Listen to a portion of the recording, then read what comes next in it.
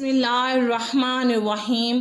السلام علیکم محترم ناظرین، شجاعت، ایمان اور وفا کی عظیم ترین مثال کا نام حضرت عباس ہے۔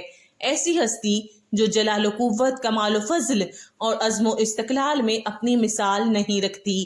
سیدہ فاطمہ رضی اللہ تعالی عنہ کے 10 سال بعد تک سیدنا علی شیر خدا نے دوسری شادی نہ کی، لیکن جب لوگوں نے اصرار کیا تو پھر ایک دن آپ نے اپنے نسب شناس بھائی عقیل کو بلایا اور فرمایا، میرے ساتھ شادی کے لیے ایک نیک، پاک باز اور بہادر خاتون کو تلاش کریں۔ بس کچھ ہی عرصے بعد شجاعت کے لیے مشہور قبیلے کی لڑکی کے ساتھ آپ کا نکاح ہو گیا، جن کا نام بھی فاطمہ ہی تھا۔ بعد میں یہ ام البنین کے نام سے مشہور ہوئیں۔ امیر المومنین حضرت امام علی کو اللہ پاک نے ام البنین سے 4 بیٹے عطا کیے، جو کہ سارے ہی کربلا میں شہید ہوئے۔ ان بیٹوں میں سب سے بڑے بیٹے حضرت عباس تھے۔ وفا، شجاعت اور صبر حضرت عباس کو ورثہ میں ملا تھا، کیونکہ ایک طرف والد جو کہ شیر خدا ہیں اور دوسری طرف ماں بنو کلابیہ سے ہیں، جو عرب میں عرصہ دراز سے شجاعت کے لیے مشہور تھا۔ حضرت عباس 4 شعبان 26 ہجری کو مدینہ منورہ میں پیدا ہوئے۔ امیر المومنین حضرت علی رضی اللہ تعالی عنہ کبھی کبھی جناب عباس کو اپنی گود میں بٹھاتے تھے اور ان کی آستین کو پیچھے الٹ کر بوسہ دیتے تھے اور آنسو بہاتے تھے۔ ایک دن حضرت عباس کی ماں ام البنین نے اس ماجرے کو دیکھا تو انہوں نے آپ سے پوچھا کہ آپ ایسا کیوں کرتے ہیں؟ حضرت علی نے فرمایا، یہ ہاتھ اپنے بھائی حسین کی مدد اور نصرت میں کاٹے جائیں گے، میں اس دن کے لیے آنسو بہا رہا ہوں۔ جناب عباس نے حسنین کریمین کے ساتھ تربیت پائی۔ جب آپ جوان ہوئے تو لوگ آپ کی دانشمندی، کمالات اور بہادری کی مثالیں دیتے نہ تھکتے تھے۔ جب حضرت علی رضی اللہ تعالی عنہ شہید ہوئے تو حضرت عباس اس وقت 14 سال کے تھے۔ اس عظیم صدمے کو برداشت کیا اور جنازے کو رات میں دفن کیا۔ بس اس دن سے حضرت عباس کے امتحان شروع ہو گئے، جو سب کے سب انہوں نے ہمت اور صبر سے برداشت کیے۔ آخر کو آپ نے وہ دن بھی دیکھا کہ جب حضرت امام حسن کو زہر دے کر شہید کر دیا گیا۔ آپ کا جنازہ بھی صحیح طرح سے نہ پڑھنے دیا گیا، لیکن یہ سب بھی ایک بہادر باپ کے بہادر بیٹے نے صرف اس لیے برداشت کیا کہ حضرت حسین نے انہیں یہ کہہ کر منع کر دیا کہ عباس ابھی جنگ کا وقت نہیں ہے۔ جناب عباس کی شادی عبداللہ بن عباس کی بیٹی لبابہ سے ہوئی، جن سے اللہ پاک نے انہیں 2 بیٹے عبید اللہ اور فضل عطا فرمائے۔ آپ ہمیشہ حضرت امام حسین کے شانہ بشانہ رہے، بلکہ حضرت عباس ہمیشہ بنی ہاشم کے 30 نوجوانوں کا حلقہ بنا کر حضرت امام حسین کی حفاظت کے لیے ان کے ساتھ رہتے تھے۔ آپ نے ہمیشہ اپنے آپ کو حضرت حسین کا غلام بنا کر پیش کیا، نہ کہ بھائی، یہاں تک کہ کربلا کے میدان میں بھی آپ نے اپنی غلامی اور وفا کا مظاہرہ کیا۔ ابن زیاد جانتا تھا کہ جب تک عباس کربلا کے خیموں میں موجود ہیں ہم ان تک نہیں پہنچ سکتے، اس لیے اس نے ایک چال چلی کہ شمر ملعون کو 4000 سپاہی دے کر حضرت عباس کے پاس بھیجا۔ شمر نے حضرت عباس کو کہا کہ میں ابن زیاد کی طرف سے عباس تمہارے اور تمہارے بھائیوں کے لیے امان نامہ لکھوا لایا ہوں، اس لیے تم یہاں سے جا سکتے ہو۔ بس یہ سننا تھا کہ حضرت عباس کا چہرہ مبارک سرخ ہو گیا۔ آپ نے امان نامہ پکڑا اور اس کے 2 ٹکڑے کر دیے اور فرمایا کہ ہمت ہے تو مجھ سے مقابلہ کرو، تم لوگ چاہتے ہو کہ میں نواسۂ رسول صلی اللہ علیہ وآلہ وسلم سے غداری کروں۔ چنانچہ شمر اور ابن زیاد اپنے مقصد میں کامیاب نہ ہو سکے۔ پھر کربلا کے میدان میں جب باری باری سب شہادتیں پیش کر رہے ہوتے ہیں تو حضرت عباس نواسۂ رسول صلی اللہ علیہ وآلہ وسلم سے عرض کرتے ہیں کہ اے آقا حسین، اب مجھے بھی اجازت دیں میں ان یزیدیوں کو جہنم واصل کروں۔ لیکن حضرت حسین فرماتے ہیں کہ عباس، یہاں شجاعت کا امتحان نہیں بلکہ ہمارے صبر کا امتحان ہے۔ حضرت عباس خیموں کے گرد چکر لگا رہے تھے۔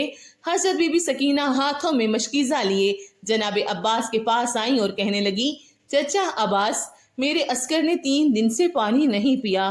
غازی عباس نے بی بی سکینہ کو دیکھا، خالی مشکیزے کو دیکھا، فرمانے لگے، اے میری آقا زادی، میرے حسین سے کہو میں آپ کے لیے پانی لے کے آؤں۔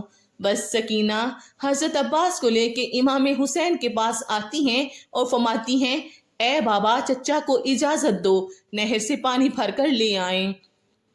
इमाम हुसैन ने गाजी अब्बास के चेहरे को देखा और एक आह भरी और फरमाया, सकीना, अब्बास जाओ मेरी बहन ज़ैनब के पास। अगर मेरी बहन अब्बास को इजाज़त देती है तो अब्बास तुम चले जाना। हज़रत अब्बास और मासूम सकीना बीबी हज़रत ज़ैनब के खेमे के करीब आती हैं। जब बीबी ज़ैनब हज़रत सकीना की मासूमियत को देखती हैं तो ये कहकर हज़रत अब्बास को नहर से पानी लाने की इजाज़त देती हैं कि मेरे बाबा ने वसीयत की थी, ज़ैनब, शाम की गलियों में जब हाथों को रस्सियों से बांधे तुम्हें ले जाया जाए तो उस वक़्त सब्र का दामन हाथ से मत छोड़ना। और मैं कहा करती थी कि जिसका अब्बास जैसा शेर भाई हो उसको कोई कैसे गिरफ्तार कर सकता है भला। हज़रत अब्बास पानी की मशक लिए घोड़े पर सवार होते हैं, एक हाथ में अलम उठाते हैं और नहर की तरफ पढ़ने लगते हैं। तारीख तिबरी में हज़रत मोहम्मद बिन जुरैर तिबरी लिखते हैं कि जब हज़रत अब्बास दरियाए फुरात की तरफ मशकेज़ा और नंगी तलवार लेकर निकलते हैं तो उस वक़्त उमर बिन हिजाज 500 यजीदी फौजियों के साथ दरिया पर पहरा दे रहा था। करबला का तपता सहरा है, सूरज अपनी पूरी आबोताब से चमक रहा है। जब पहरेदारों ने एक शाह सफार को नंगी तलवार के साथ आते देखा तो फौज में हलचल मच गई। तारीख गवाह है कि हज़रत अब्बास ने 133 यजीदियों को चीर डाला और दरिया पर पहुंच गए। बाकी फौजी इमदाद लेने के लिए अपने कैंपों में भाग गए। हज़रत अब्बास ने अपना अलम दरिया के किनारे गाड़ा और मश्क में पानी भरने लगे। मश्क भरने के बाद आपने खुद पानी पीने के लिए चुल्लू भरा और फिर ये सोचकर पानी गिरा दिया कि मेरे आका हुसैन और उनकी आल कब से प्यासी है। अल्लाह अकबर। मोहतरम नाज़रीन, अब्बास से वफादार शख्स इस दुनिया में कोई हो सकता है भला। फिर आपने सोचा कि अपने घोड़े को पानी पिला लेता हूँ, लेकिन घोड़ा भी वफादार ही था, उसने पानी ना पिया। इतनी देर में उमरो अपनी फौज की दोबारा सफ बंदी करता है और पीछे और सिपाही भी मदद के लिए आ जाते हैं। हज़रत अब्बास मशकेज़े उठाए घोड़े पर सवार होते हैं। इतने में एक तीर उनके कंधे पर आकर लगता है। हज़रत अब्बास घोड़े को खेमे की तरफ दौड़ाते हैं। सिपाही उनको घेर लेते हैं और तीरों की बुछाड़ कर देते हैं। उमरो आवाज़ लगाकर कहता है कि ये पानी हेमों तक ना पहुंचने पाए, अगर उनको पानी मिल गया तो हमारी खैर नहीं। इतने में एक बदबख्त ने छुप कर तलवार का वार किया तो आपका एक बाजू कलम हो गया। आप पानी का मशकीज़ा दूसरे हाथ में पकड़ते हैं, फिर दूसरे बाजू पर भी वार होता है और दूसरा बाजू भी कलम हो जाता है। उसके बाद जनाब अब्बास पानी का मशकीज़ा मुंह में पकड़ लेते हैं। फिर सब यकजा होकर तीर बरसाते हैं। पानी के मशकीज़ा को भी तीर लगते हैं और पानी बह जाता है। जैसे ही पानी बहता है तो मेरे आका की आंखों में भी आंसू आ जाते हैं। वो घोड़े से नीचे गिर जाते हैं, तीरों से निढाल हो जाते हैं। यजीदी फौज फतह के नहरे लगाते हुए वापस जाते हैं।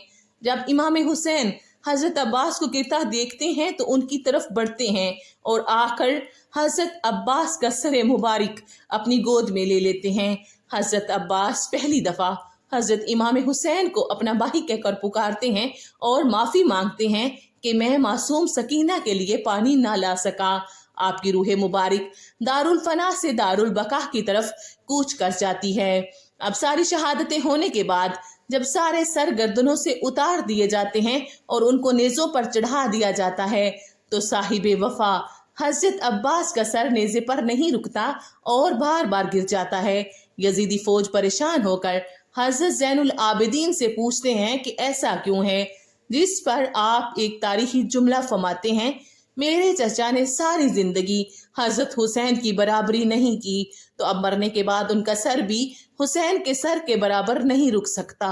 अल्लाह अकबर। ये सुनकर शिमर कहता है कि अब्बास के सर को घोड़े की जीन से बांध दो। अस्तगफिरुल्लाह। लाखों करोड़ों सलाम हो हज़रत अब्बास की वफा पर और हज़रत इमाम हुसैन अलैहिस्सलाम और उनके घराने पर।